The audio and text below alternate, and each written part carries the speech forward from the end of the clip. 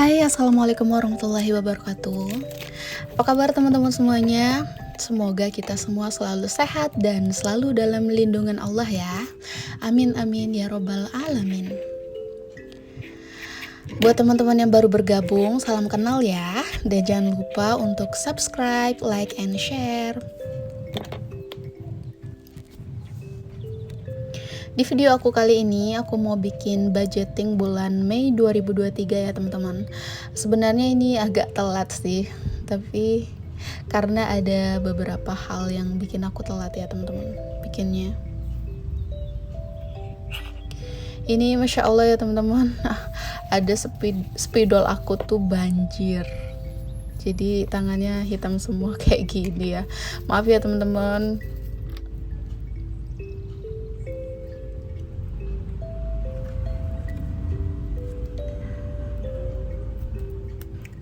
Mungkin budgeting kali ini agak berbeda ya teman-teman, nggak pakai metode persen, nggak pakai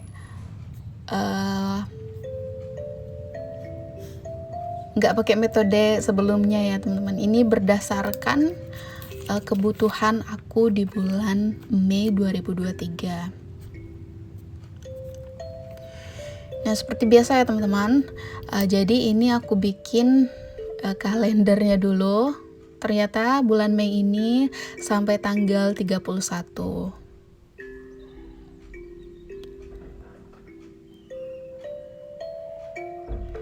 Oke, untuk kolom yang pertama yaitu pemasukan, yaitu dari gaji suami ya teman-teman.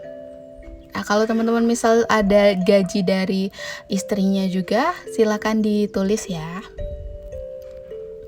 Ini karena aku pemasukannya 100% dari gaji suami, jadi pemasukannya aku tulis gaji suami. Yaitu sebanyak 2.500.000.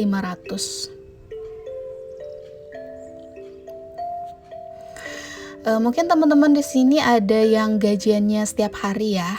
Mungkin ada juga yang gajiannya mingguan ataupun di pertengahan bulan. Jadi kalau habis gajian itu, Masya Allah ya teman-teman, seneng ya. Kayak balikin mood gitu ya. Tapi ya dalam gaji itu ada pos-posnya masing-masing ya teman-teman. Kalau kita satuin, uang itu banyak ya. Ternyata ketika kita bikin anggaran kayak gini, itu udah ada posnya masing-masing ya teman-teman. Sebenarnya bikin budgeting ini bukan untuk menghemat uang ya teman-teman, tapi lebih ke membagi uang tersebut sesuai dengan posnya masing-masing supaya kita itu nggak boncos ya teman-teman. Jadi di pos pengeluaran, yaitu yang pertama ada konsumsi, beras sebanyak 200.000, lauk sebanyak 900.000, di mana pekan 1 sampai pekan 4 itu sebanyak 200.000 dan pekan 5 sebanyak 100.000. Kemudian untuk bulanan ini maksudnya untuk beli sabun-sabun, minyak, bumbu-bumbu dan lain-lain ya teman-teman. Jadi sebanyak 600.000. Untuk gas sebanyak 100.000.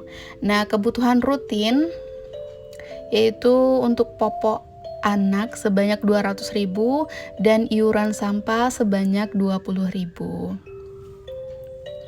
Kebutuhan rutin ini bisa teman-teman masukin pegangan istri, pegangan suami, terus untuk bayar kontrakan kah, ataukah untuk bayar listrik, bisa teman-teman masukin ke kebutuhan rutin ya. Nah, kemudian pos ketiga ada dana darurat sebanyak 100.000. Sebenarnya dana darurat ini dipakai kalau misal dalam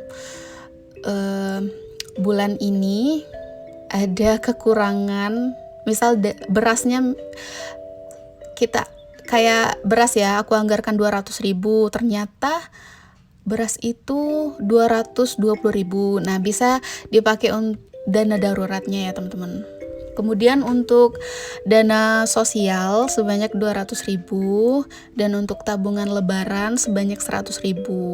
Jadi aku cicil dari sekarang ya, teman-teman.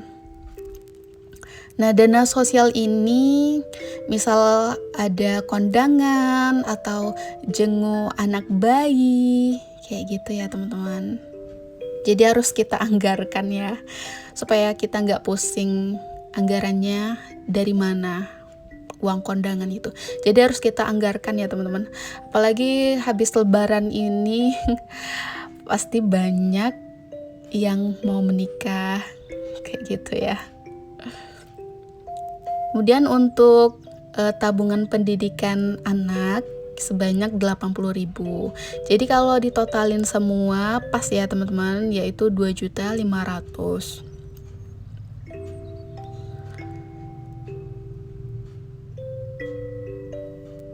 Nah, teman-teman kalau mau buat budgeting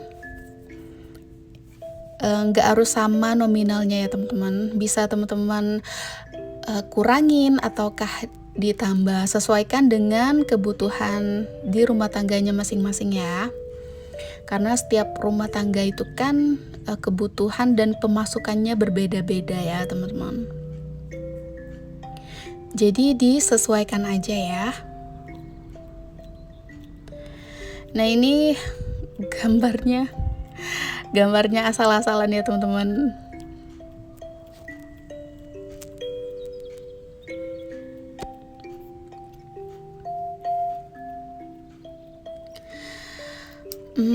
Buat teman-teman, kita sebagai seorang istri itu harus pinter-pinter ngelola uang ya, teman-teman.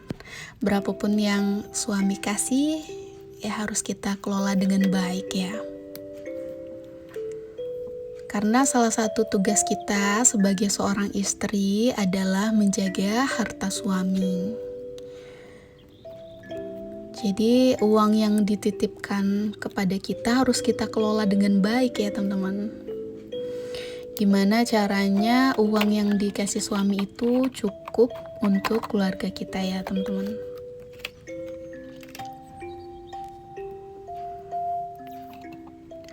Teman-teman jangan lupa untuk bikin meal plan atau jadwal memasak harian dan bikin daftar belanjanya sekalian ya, supaya nggak bingung ketika mau ke pasar, mau beli apa aja itu udah ada daftarnya ya, teman-teman. Nah, ini untuk menghemat waktu, untuk membudgetkan uang juga ya, teman-teman.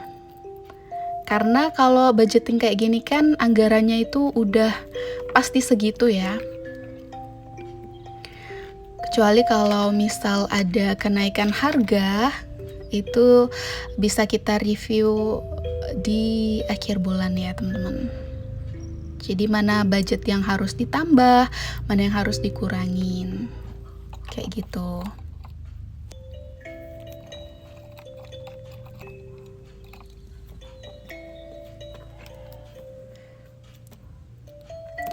Jujur ya, teman-teman, aku kemarin itu kayak agak males gitu bikin budgeting kayak gini nih. Tapi aku mikir lagi, kalau nggak dibikin kayak gini nanti uangnya nggak tahu ya, teman-teman.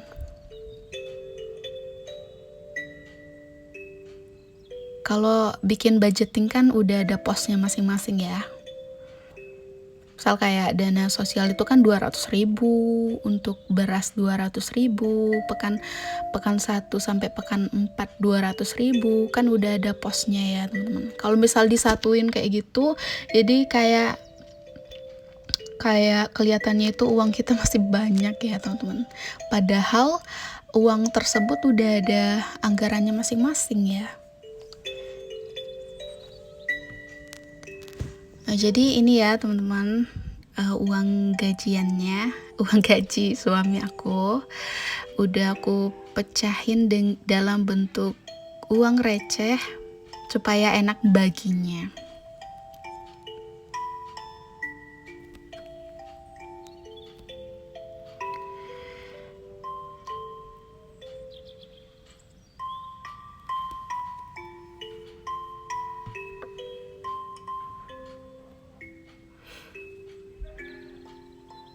Jangan lupa di checklist ya teman-teman kalau udah dimasukin ke dalam dompet pintar. Nah, ini untuk tabungan lebaran ya teman-teman, tabungan Idul Fitri 2024 nanti. Jadi dicicil dari sekarang ya.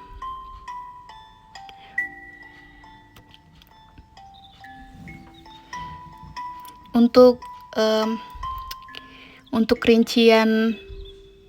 rinciannya bisa teman-teman lihat di video aku sebelumnya ya. Ini rencana persiapan dana Idul Fitri 2024, bisa teman-teman lihat di video sebelumnya.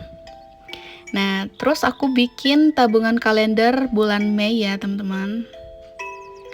Dan tabungan kalender bulan April kemarin terkumpul sebanyak 60.000, alhamdulillah ya. Ini tabungan kalender ini untuk tabungan pendidikan L, untuk tabungan sekolah L ya teman-teman. Balik lagi aku ingetin sama teman-teman semua supaya mempersiapkan tabungan sekolah anak sedini mungkin ya teman-teman. Karena kita harus mempersiapkan masa depan anak, mempersiapkan dana sekolah anak ya teman-teman. Makasih ya teman-teman udah nonton sampai akhir. Thank you for watching and assalamualaikum warahmatullahi wabarakatuh. See you.